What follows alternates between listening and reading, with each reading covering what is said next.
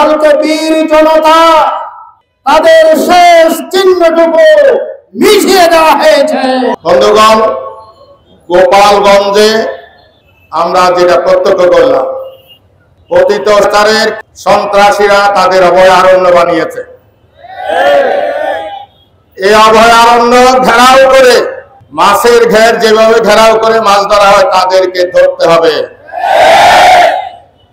আমাদের দেশে দীর্ঘদিন থেকে আধিপত্যবাদী শক্তির পৃষ্ঠপোষকতায়, প্ররোচনায় দেশে বিভাজনের রাজনীতি, ঘৃণার রাজনীতি, প্রতিহিংসার রাজনীতি চর্চা করা হয়েছে।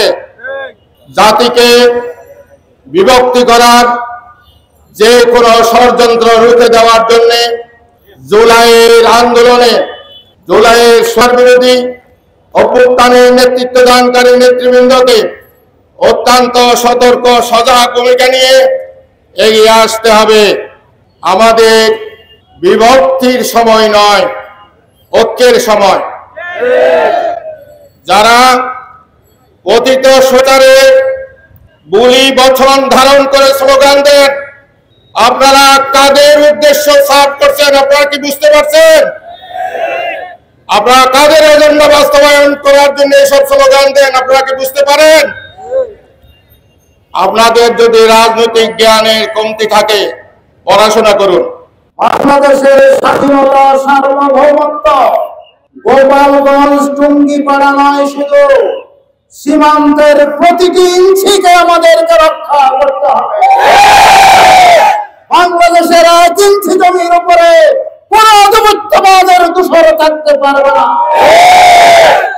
যারা টুঙ্গিপাড়াকে অন্য একটি দেশের অংশ মনে করতেন, সেখানে আশ্রয় নিয়েছিলেন, কালকে বীর জনতা এবং দেশপ্রেমিক সেনাবাহিনী মিলে তাদের শেষ চিহ্নটুকু মিশিয়ে দেওয়া হয়েছে।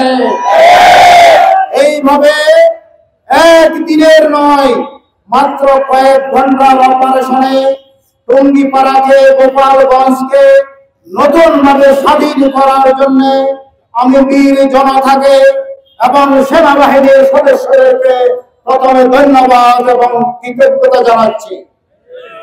আপনাদের এই সঠিক সিদ্ধান্তের কারণে পালিয়ে যাওয়া শেখ হাসিনার দোসর যারা ইন্ডিয়ান হেজেমনির গোলাম মনে করে, যারা টুঙ্গিপাড়াকে ইন্ডিয়ার অংশ মনে করত, সেখানে আশ্রয় নিয়েছিল, করেছিল, আগুন জ্বালিয়েছিল, আমাদের অফিসে আদালতে করেছিল, তাদেরকে আপনারা হটিয়ে দিয়েছেন। আলহামদুলিল্লাহ।